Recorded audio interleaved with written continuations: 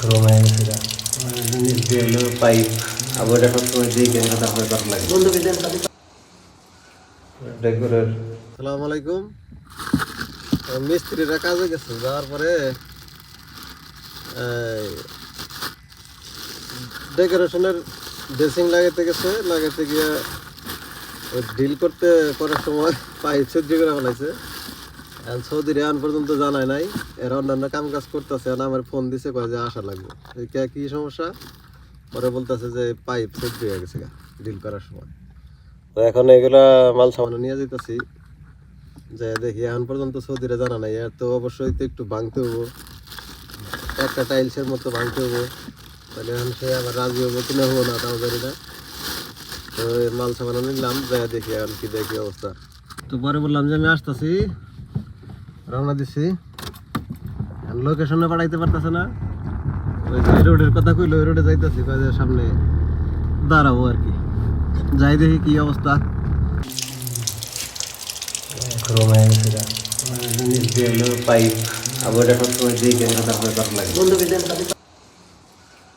ডেকোরের। Basin লাগানোর টাইমে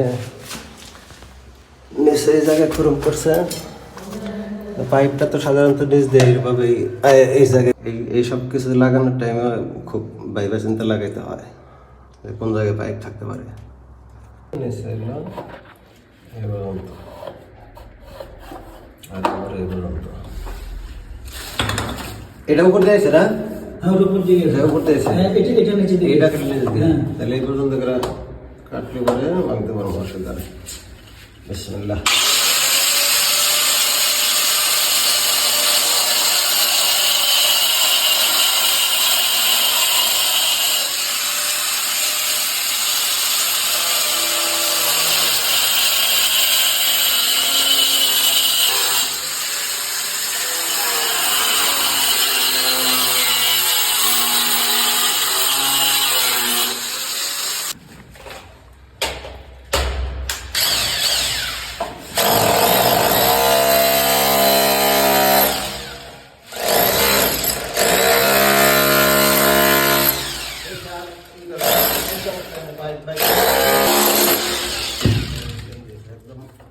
centre পয়েন্টের মধ্যে একদম মিডলে।